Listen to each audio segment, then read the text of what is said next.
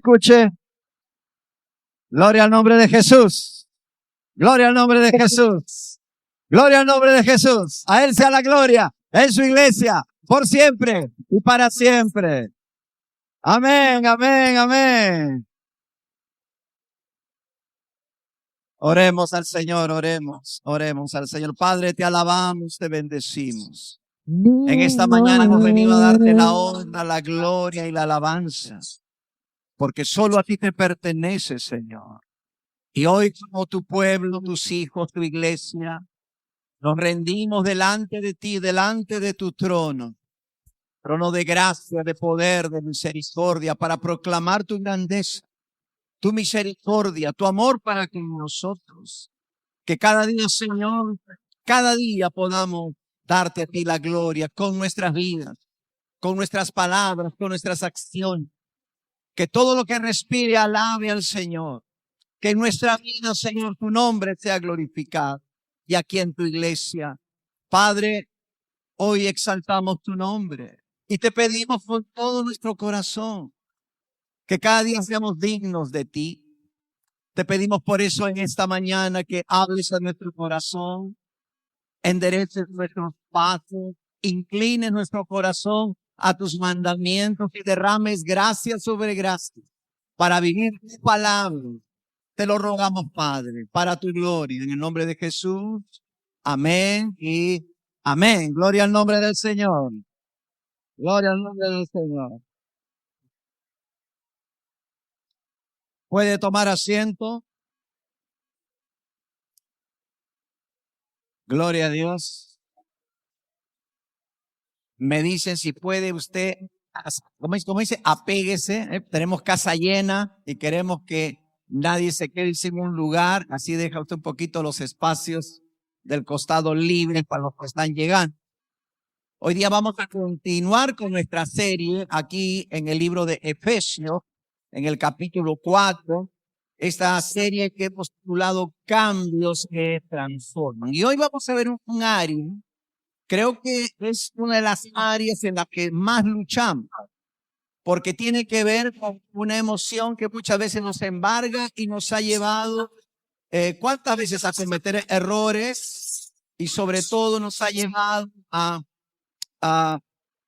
ofender o lastimar a alguien. Hoy quiero hablarte acerca de la ira y lo he titulado por eso, controla la ira y abraza la paz. Abraza la paz. Para esto vamos a abrir nuestras Biblias en Efesios capítulo 4, versos 26 al 27. Dice la palabra, airaos, pero no pequéis. No se ponga el sol sobre vuestro enojo, ni deis lugar al diablo. Nuevamente, airaos, pero no pequéis. No se ponga el sol sobre vuestro enojo, ni deis lugar al diablo. La ira, ¿qué es la ira? Esta semana usted se ha enojado, se ha airado. Yo creo que todos conocemos esta emoción. Y necesitamos identificarla, reconocerla, pero sobre todo, ¿qué hacer con esto? ¿Qué hacer con esto?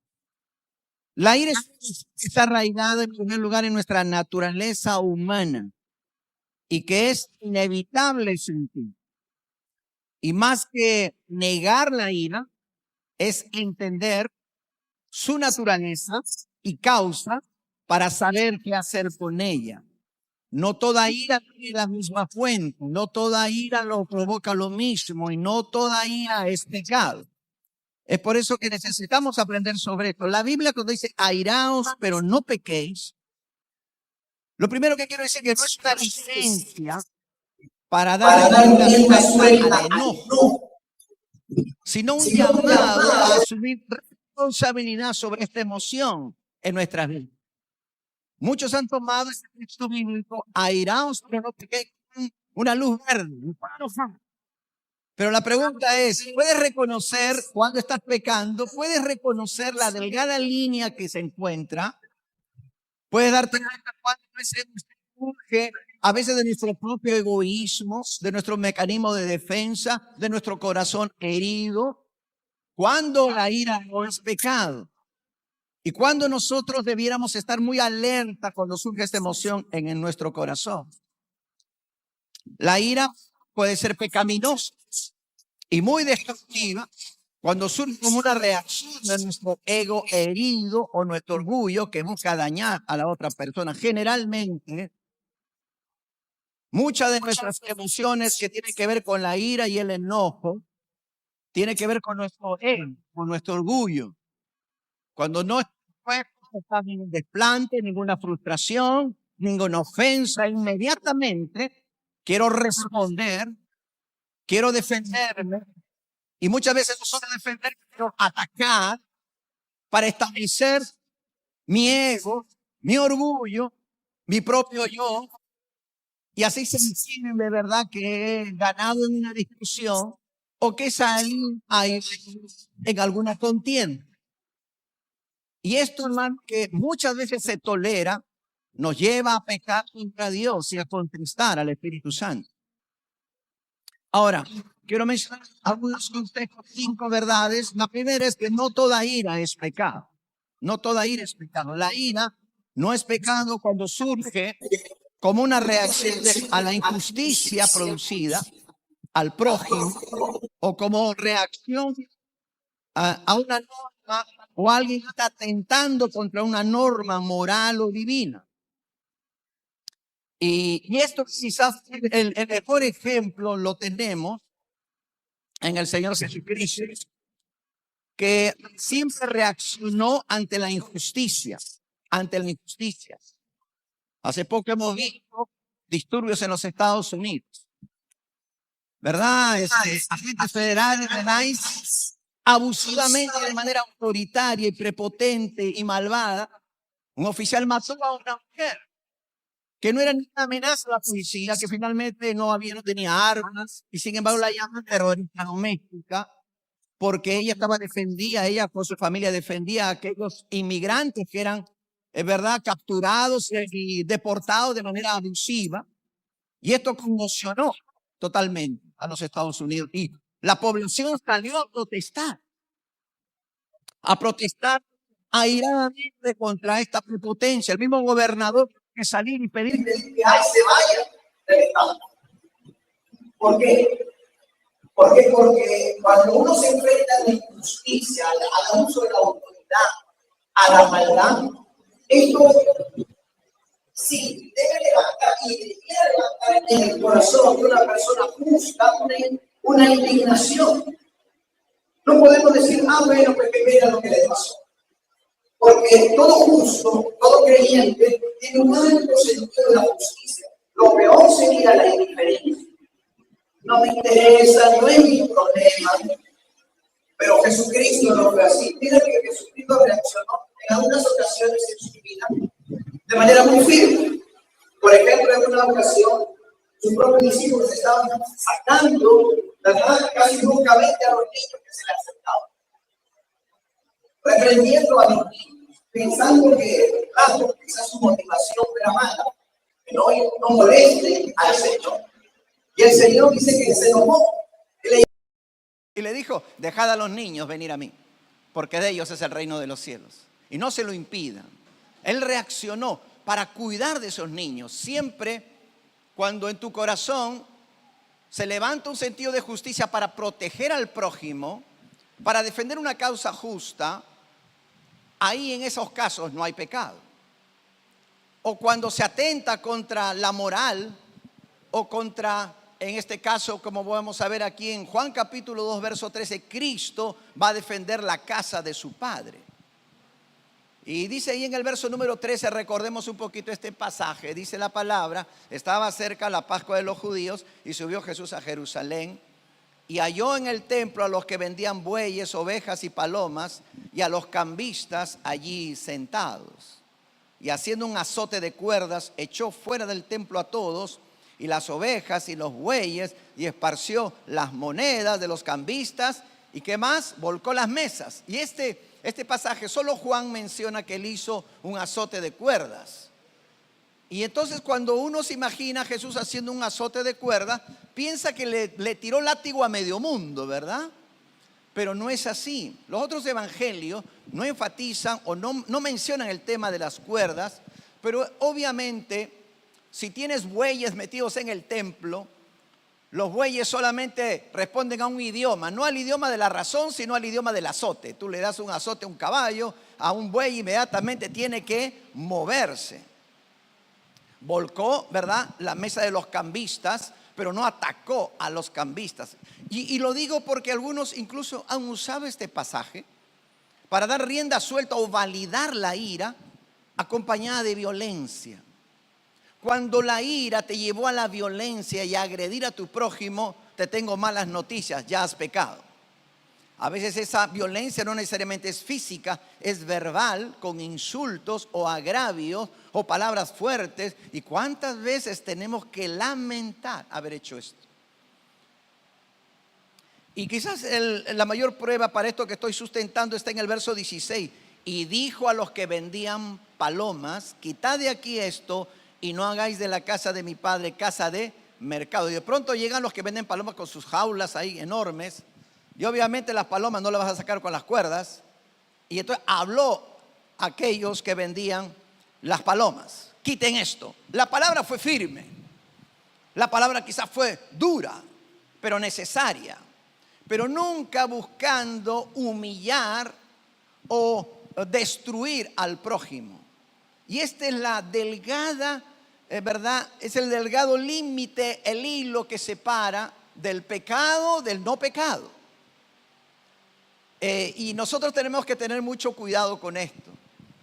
Porque cuando no entendemos esta diferencia, podemos estar pecando y aún sintiéndonos justos delante de Dios. Alguno me dirá: bueno, es el Señor Jesús, Él puede hacerlo bien.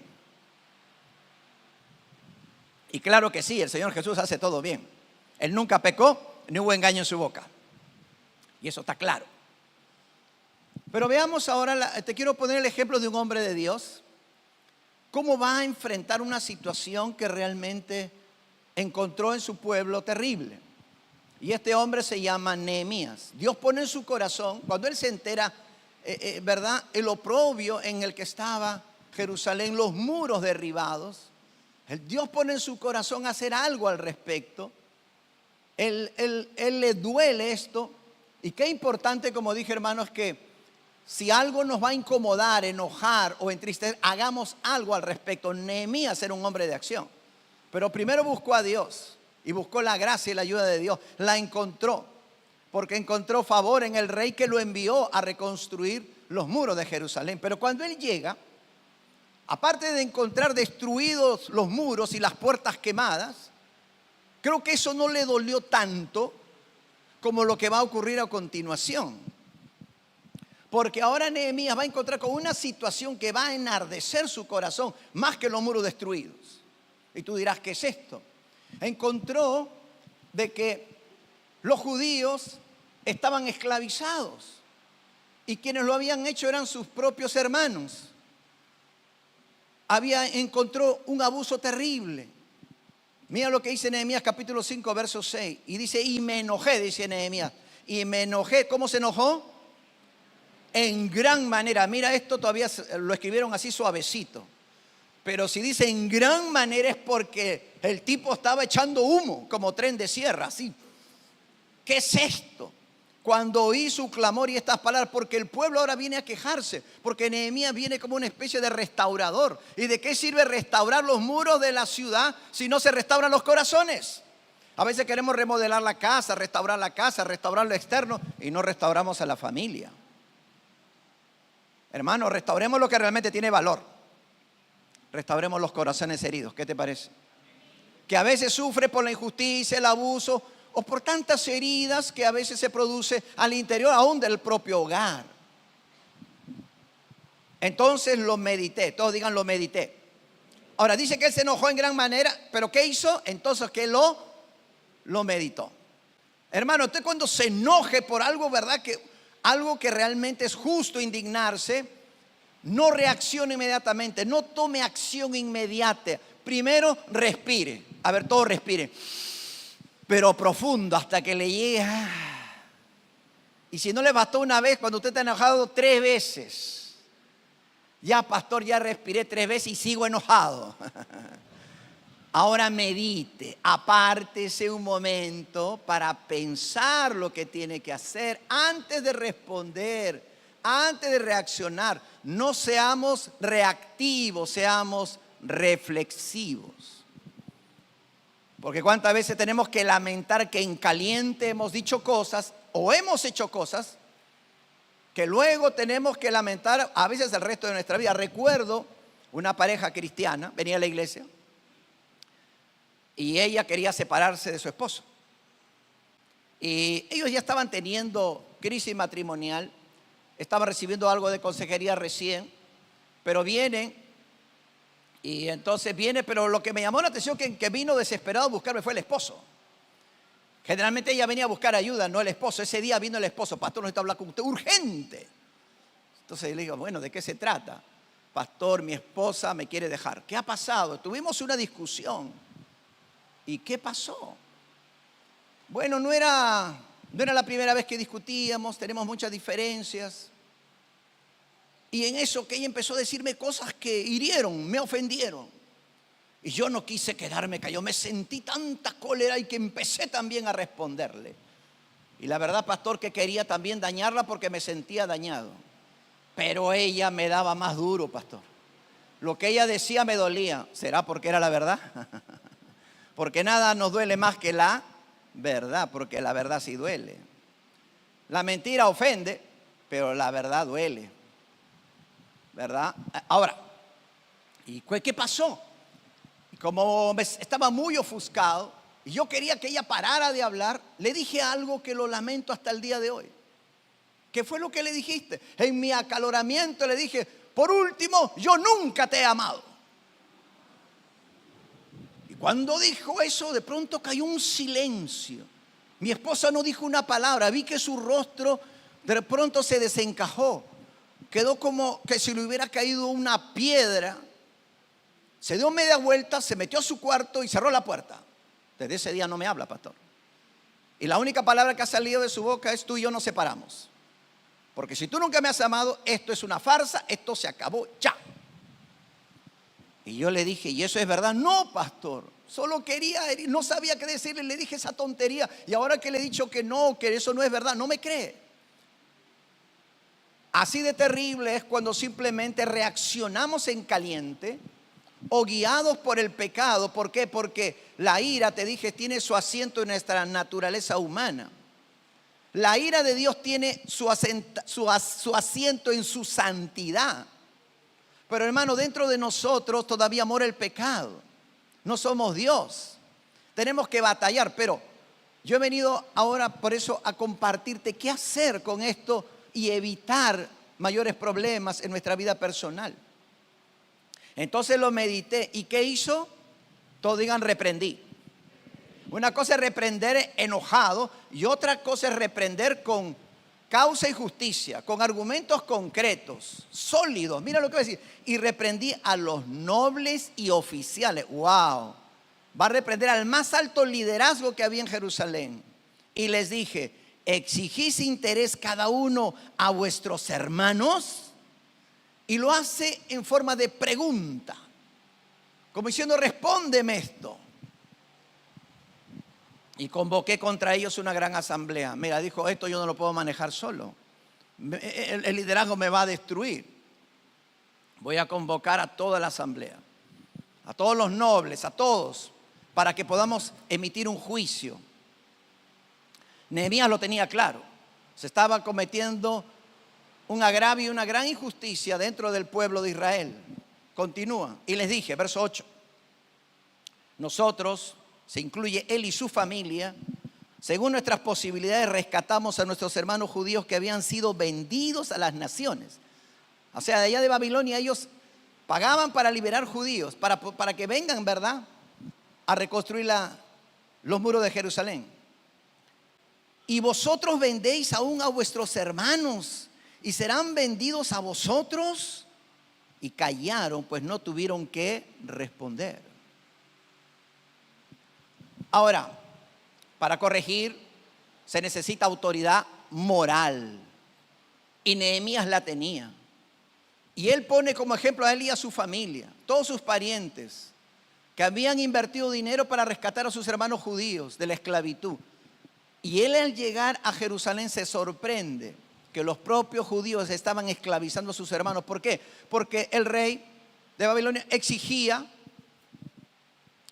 altos tributos, no había para pagar los tributos, vendían sus tierras porque para colmo no había ni buena cosecha, estaban bajo el juicio de Dios. Recuerdan que eran tiempos de juicio, perdieron sus tierras y para poder pagar pidieron préstamo a sus hermanos.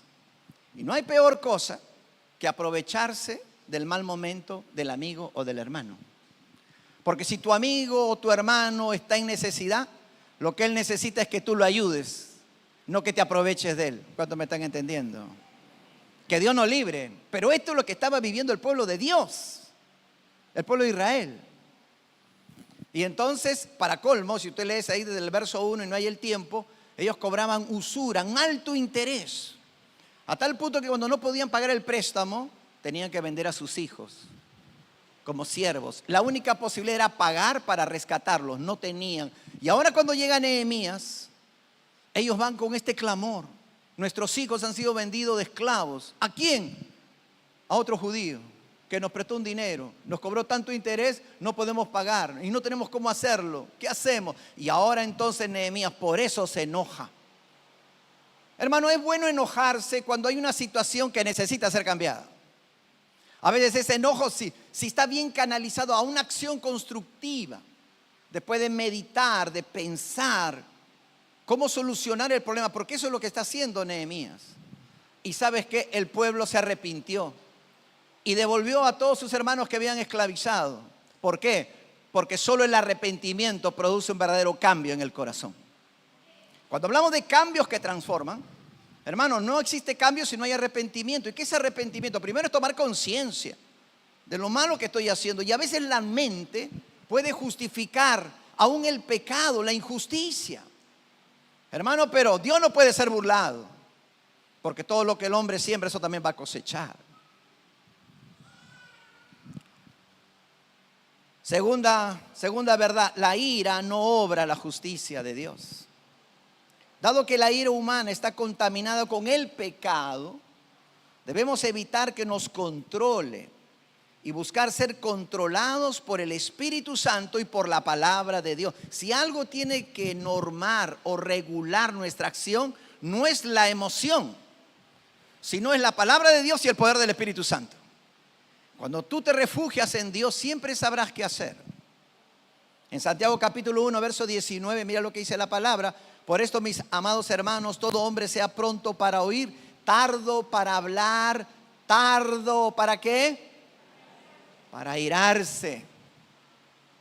Pronto para oír, tardo para hablar. Todos digan tardo para hablar. Por favor, las damas, tardo para hablar. Tardo para hablar. Silencio. A veces esa pausa del silencio es tan necesaria para saber qué decir y no avergonzarnos por lo que dijimos. Verso número 20, porque la ira del hombre, ¿qué dice la palabra? No obra la justicia de Dios. Esta es la conclusión en el Nuevo Testamento, porque vamos a ver a lo largo de la Escritura que aún los hombres de Dios se enojaron y pecaron contra Dios. Los hijos de Dios no estamos libres de pecar por causa de la ira. A veces pensamos, oh, yo soy creyente, pastor, a mí no me pasan eso. No, un momentito, calma. Pero Dios en su misericordia siempre se acerca para ayudarnos y corregirnos. Cuando tú estés dominado por esta emoción llamada enojo, ora a Dios, Señor, ayúdame. Primer consejo, no digas nada. Pon un cierre en tu boca, no voy a decir nada. Luego voy a respirar. Y luego voy a orar. Señor, ayúdame. ¿Qué hago? ¿Cómo respondo a esto? ¿Cómo respondes a un niño insolente? Oye, a veces los niños se ponen insolentes con los padres. Y el otro día Alonso se puso insolente. Mi alma, casi voy, lo ahorco a este chico ahorita. Pero, calma, respira. Ahora, ¿Tengo que corregir? Claro que tengo que corregir, pero lo tengo que hacer en el Señor, correctamente. Como dice la palabra, corrige al niño, pero que tu alma no se apresure a destruirlo. Porque a veces el alma, hermano, se enardece y como diciendo, ¿qué te has creído tú? No, porque nosotros somos los padres, los mayores, y ojo, tengamos mucho cuidado siempre en el respeto mutuo.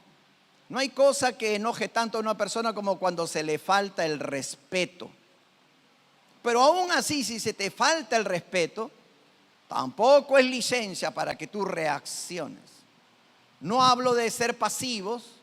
Siempre podremos decir nuestra verdad en amor, con firmeza, pero nunca con violencia. Un ejemplo de un hombre de Dios, un profeta de Dios, un hombre que llevaba la palabra de Dios, pero que no podía contener su carácter, sus ímpetus. Su nombre, Jonás. Jonás ha sido comisionado por Dios para que vaya y predique a Nínive. Ahí, ¿verdad? En la capital de Siria. Ahí para que él le diga a los ninivitas, mira, de aquí a 40 días Nínive será destruida.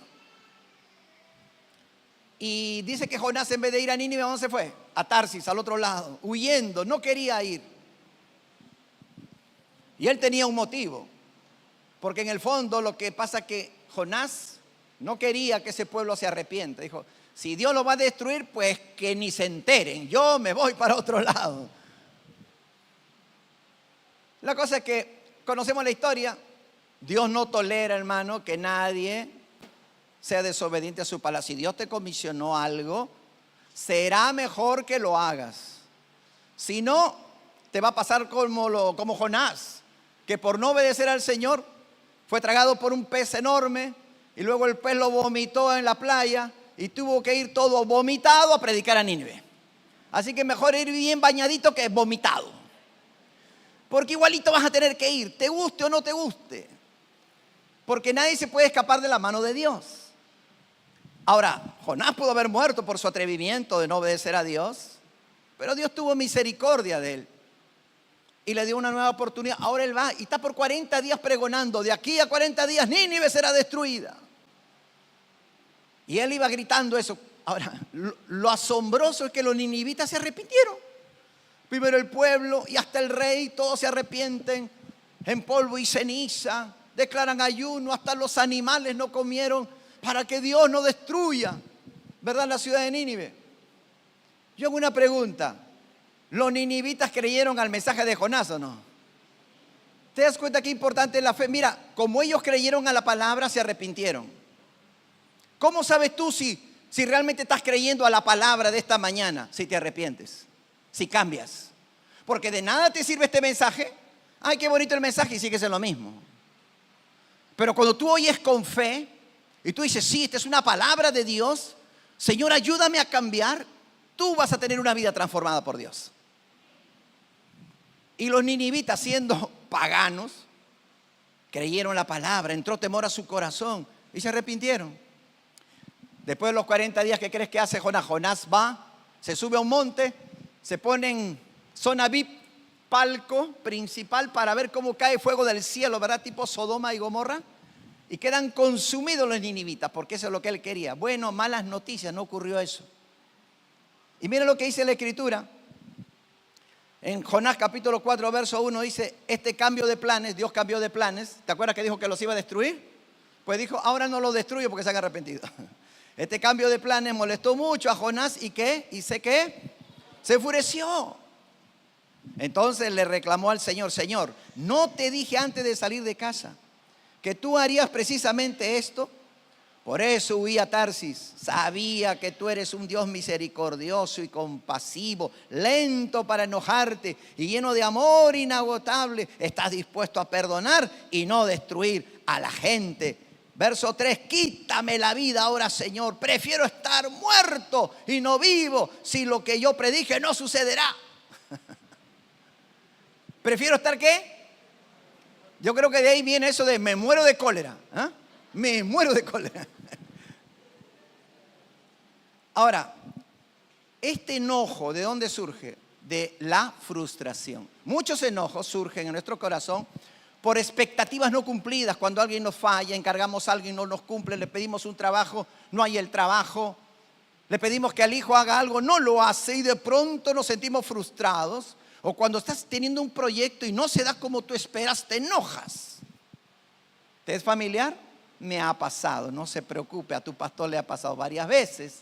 Me enojo cuando las cosas no salen bien, pero cuando yo me enojo o cuando tú te enojas, realmente tú estás acusando a Dios. Porque finalmente quien controla todas las circunstancias es nuestro Dios.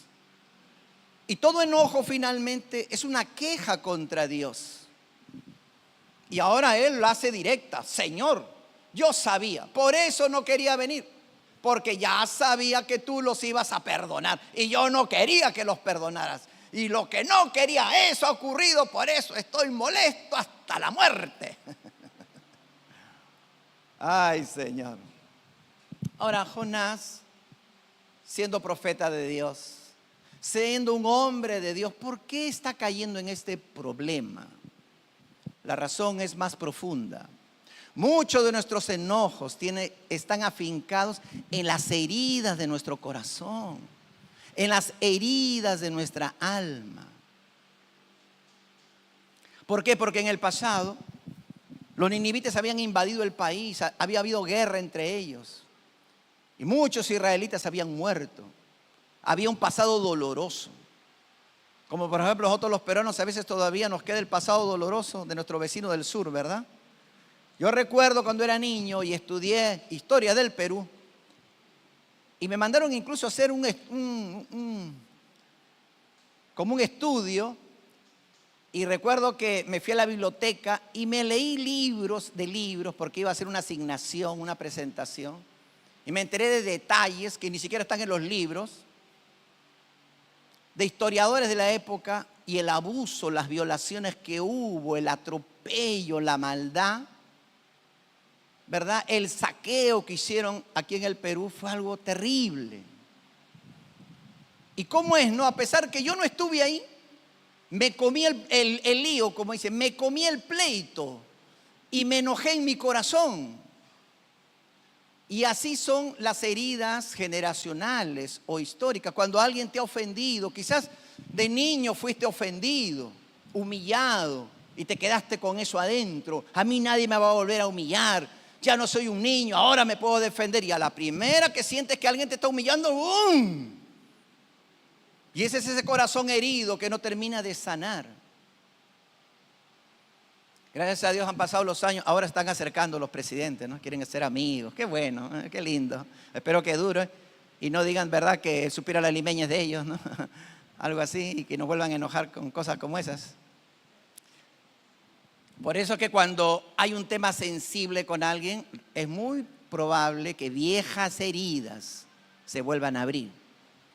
Si tú te has reconciliado con alguien, asegúrate de no abrir viejas heridas. A veces no es con esa persona, pero con otra persona. Las personas que han tenido mucho dolor en una relación sentimental han sido traicionados, ha habido rompimientos, divorcios, traumas. A veces transfieren ese enojo a la siguiente pareja. Y la siguiente pareja, que es inocente de todo eso, dice, ¿y por qué me tratas así? ¿Por qué reaccionas así? ¿Por qué eres, no sé, celoso, violento o lo que fuera? Oh, mucho de eso tiene que ver con heridas del pasado, como Jonás. Él está enojado por lo que ocurrió en el pasado.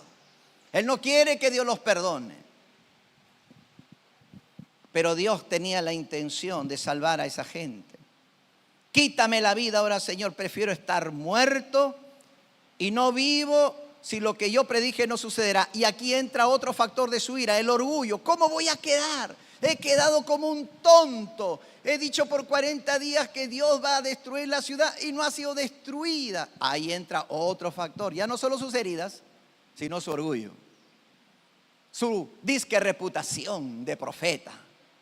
Pero él sabe que Dios los está perdonando en su misericordia. Mira la respuesta de Dios. Pero el Señor le respondió, ¿te parece bien enojarte por esto? Y creo que esta pregunta del Señor deberíamos recordarla cada vez que nos enojamos. ¿Te parece bien que te enojes por eso? ¿Realmente es tan grave que merece tu enojo y que grites desaforadamente y que contristes al Espíritu Santo? Y la respuesta es claro que no. Claro que no está bien. Hermanos, la verdad es que a veces nos enojamos por cosas que no tienen importancia.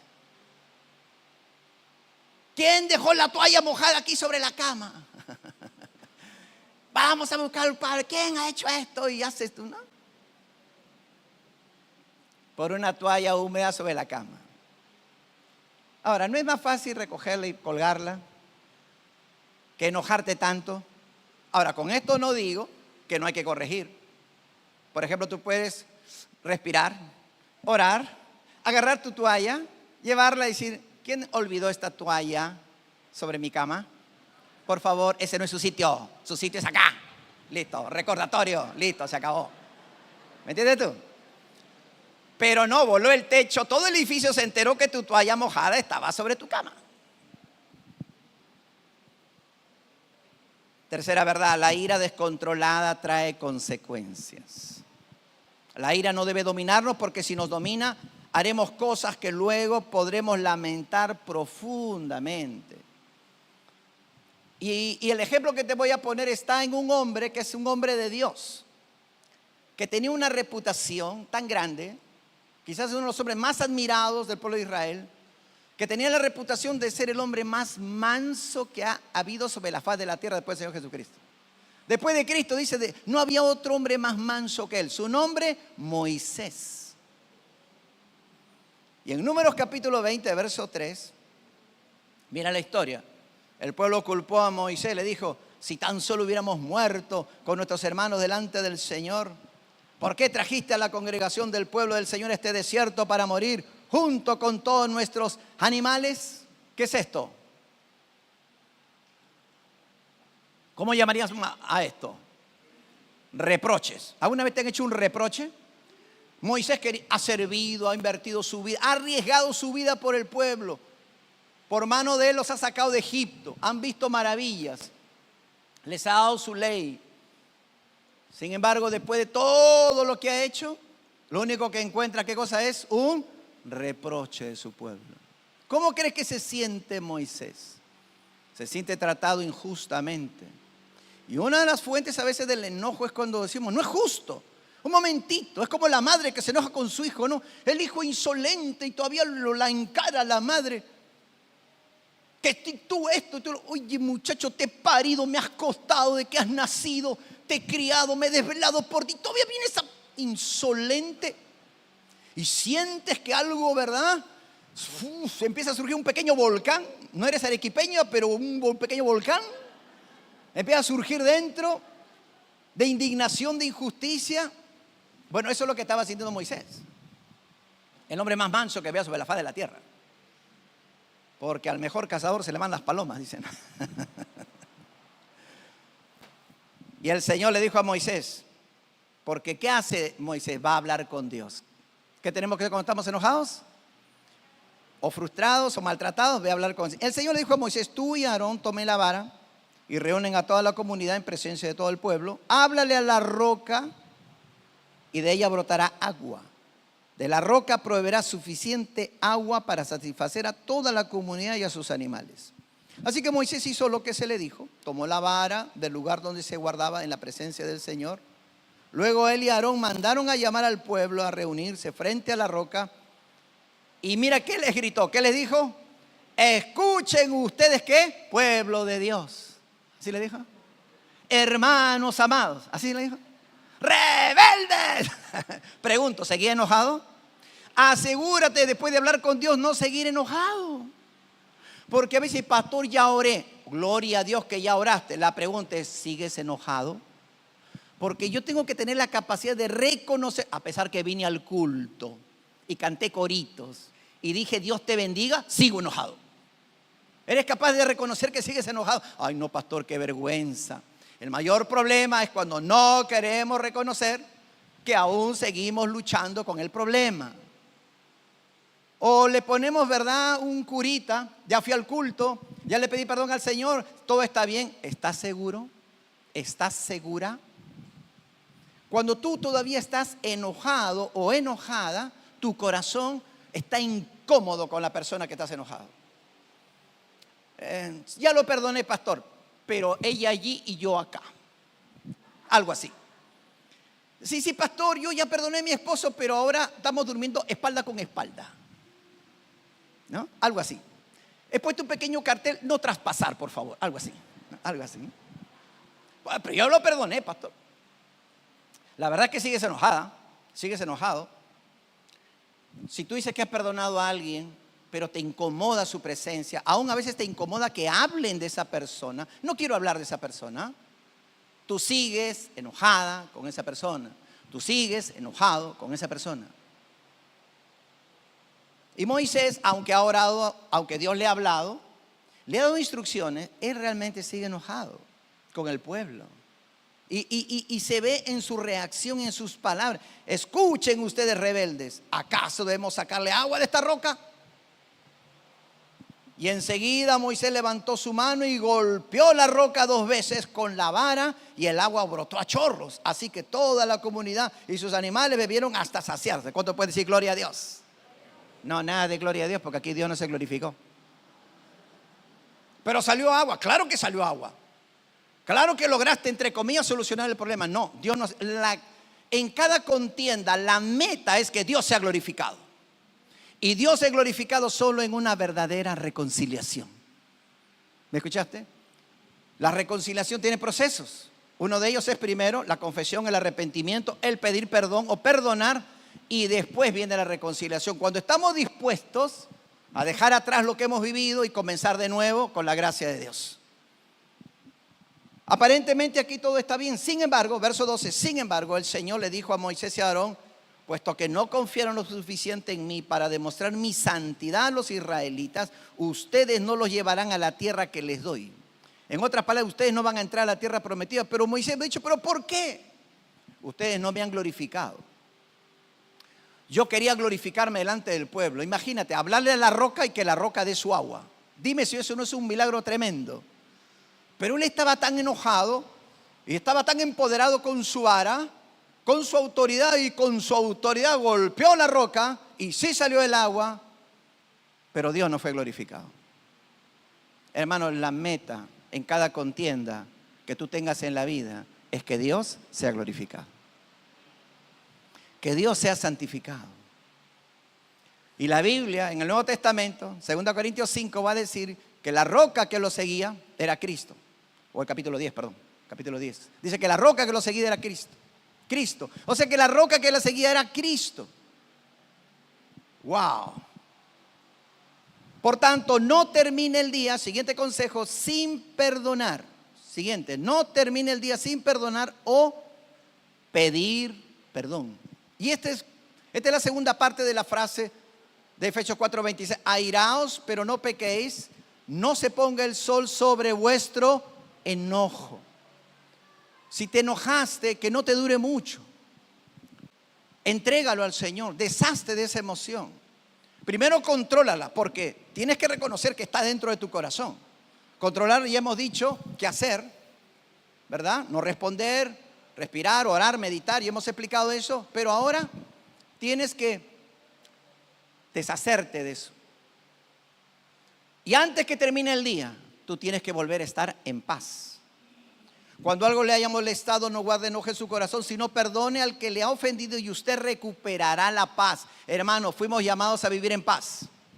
Dile a tu vecino: vivamos en paz.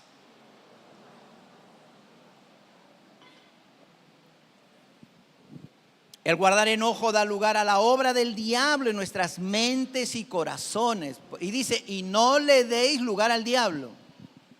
Pastor, yo soy cristiano, ¿cómo le voy a dar lugar al diablo? Sí, en la mente, para que obren los pensamientos y en las emociones, en el nivel del alma. En el espíritu no, pero en el alma, hermano, somos vulnerables a los pensamientos, a las emociones.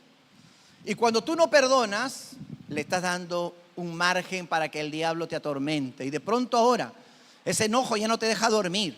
y estás pensando. A uno se obsesionan con pensamientos, con temores. De pronto tu vida espiritual se empieza a opacar. Algo te está ocurriendo y no sabes qué está pasando. El diablo te está tirando dardos de fuego. Es más, te está echando como leña al fuego.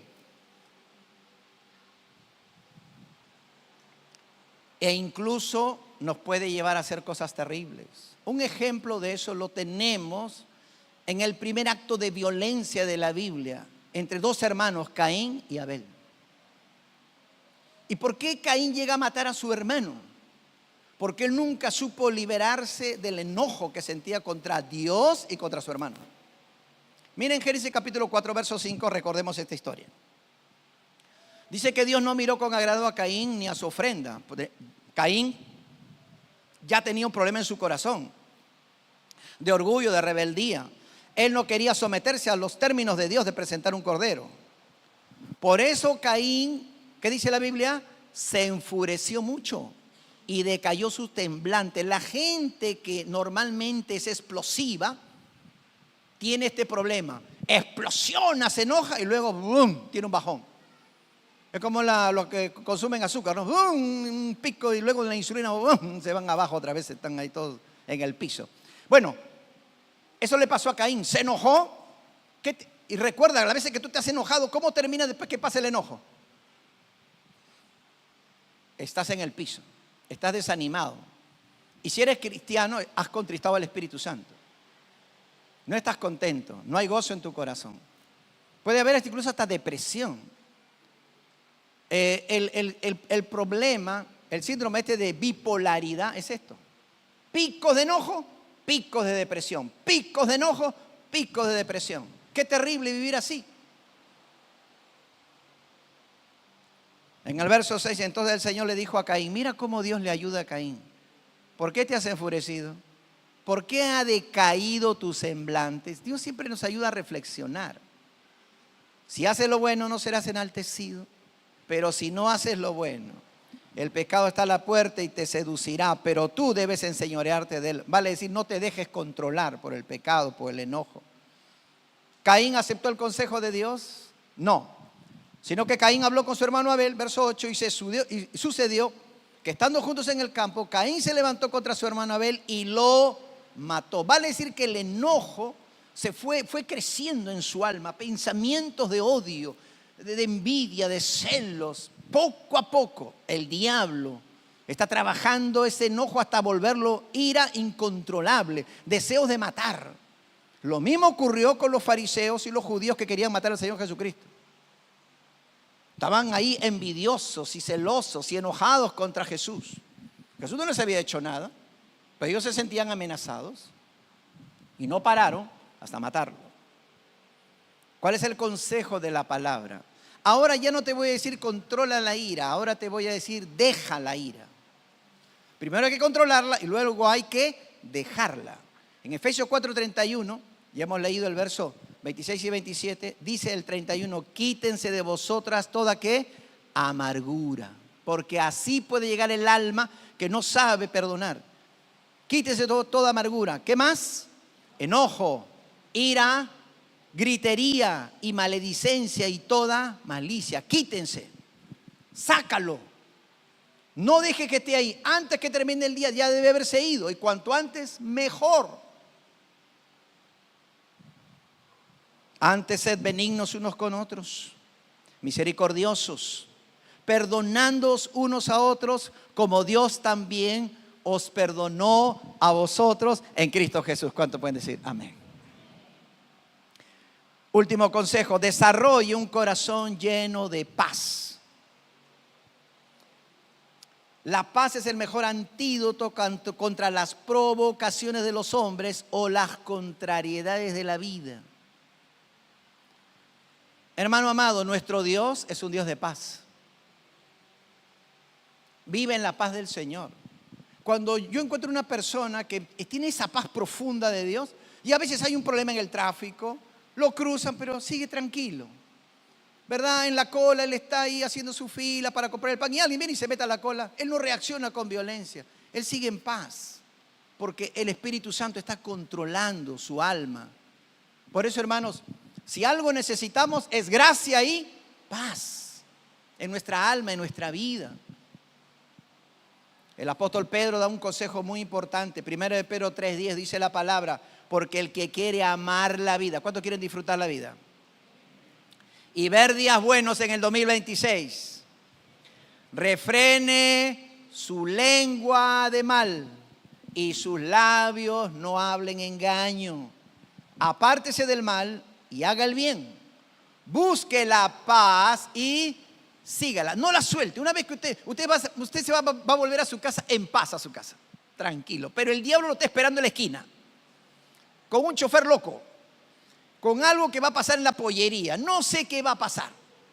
Pero recuerde que el diablo es ladrón. Le quiere robar su gozo, le quiere robar su paz. No se deje robar. Manténgase siempre en comunión con el Señor. Orando al Señor bajo control. Sí, control. Sobre todo recordando que Dios tiene el control de todo. Que nada ocurre sin la supervisión y la aprobación del Señor. Por eso el verso 12 dice, mira, porque los ojos del Señor están ¿sobre quién? ¿Sobre quién están los ojos del Señor para cuidar?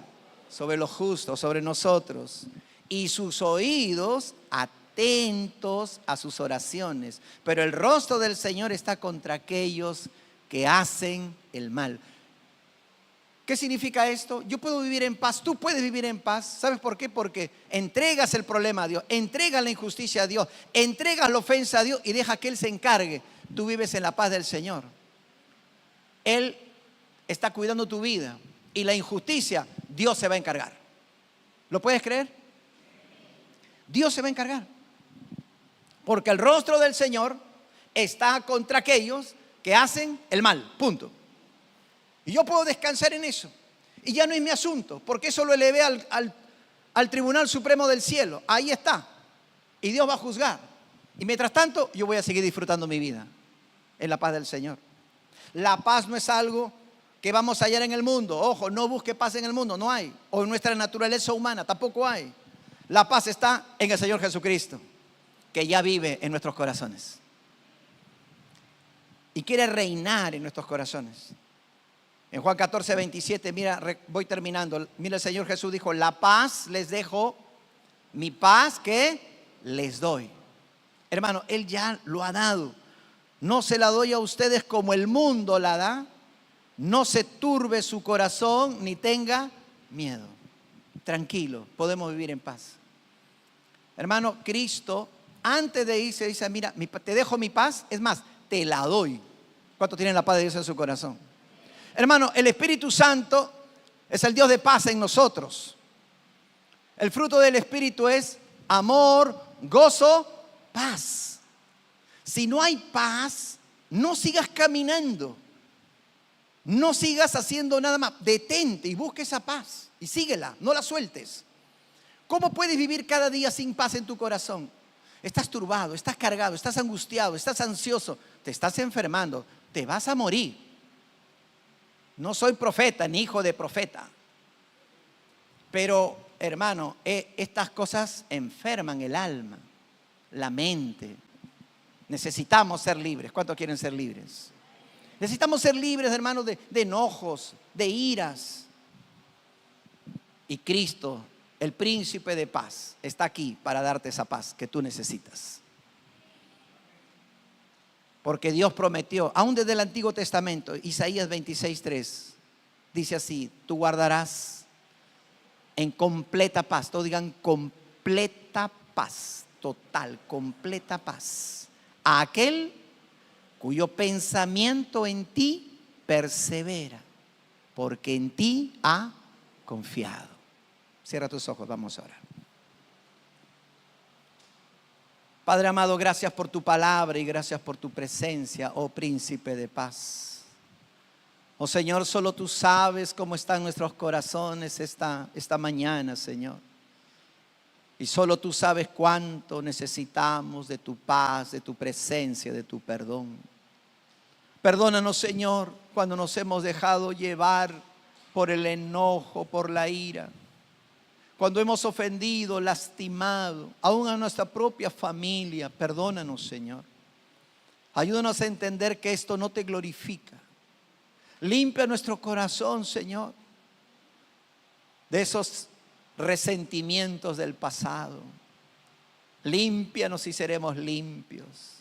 Oh Señor, sana nuestra alma, Señor, que aún conserva las heridas de viejas historias que aún no terminan de salir de nuestra vida, de nuestro corazón. Cúranos, Señor. Cúranos para no transferir estas heridas y este dolor a otras personas. Que tu paz, Señor, hoy pueda descender sobre cada uno de nosotros. Te necesitamos, Señor. Hoy rendimos a tus pies toda ofensa que hemos recibido, reconociendo que solo tú eres el juez. Sabiendo, Señor, que tus ojos siempre cuidan de cada uno de nosotros, Señor. Y que tu rostro está en contra de aquellos que hacen el mal. Padre, hoy como iglesia te pedimos un cambio profundo en nuestro corazón. Señor, hoy dejamos la ira y abrazamos tu paz, abrazamos tu perdón. Te pedimos, Señor, que esto esté profundamente arraigado en nuestro corazón, tu amor, tu gozo, tu paz. Ese amor tuyo, Señor, que nos puede llevar aún a perdonar lo que el mundo no puede perdonar. Reconociendo, Señor, que en el perdón, solo en el perdón podemos encontrar esa paz que nuestra alma necesita, pero sobre todo anhelamos que tu nombre sea glorificado en nuestras vidas. Somos tus hijos, Señor. Queremos que tu nombre sea glorificado en medio de nosotros, en nuestras familias. Trae paz a nuestros hogares, Señor. Trae paz a nuestros corazones. Trae paz a nuestro país, oh Dios. Quita la violencia, la injusticia, la prepotencia. Oh Dios, trae un tiempo nuevo, un tiempo de cambio, aún en nuestra nación, Señor, que podamos disfrutar de una nación transformada, restaurada. Oh Dios, solo tú lo puedes hacer. Por eso hoy nos encomendamos a ti. Y tú, mi amigo, mi amiga que nos visitas, que a lo mejor nunca has entregado tu corazón al Señor. La palabra de Dios dice que justificados, perdonados por la fe, tenemos paz para con Dios, por medio de nuestro Señor Jesucristo. Hoy tú puedes retornar a casa en paz con Dios. Si simplemente le dices: Señor, perdóname, he caminado lejos de ti, he pecado contra ti, limpia mi corazón, entra en mi corazón, Señor, y dame tu perdón. Dame, Señor, tu paz, tu presencia. Yo también quiero caminar contigo. Díselo de corazón. Y el Señor está atento a la oración de aquel que invoca su nombre con fe y con humildad. Padre, bendigo a cada hombre y mujer que en esta mañana, Señor, está rindiendo su corazón a ti. Te pido que la paz que viene de tu presencia, que viene de lo alto, descienda sobre cada corazón. Y te lo pido para la gloria tuya, Padre, en el nombre que sobre todo nombre, en el nombre de Jesús, nuestro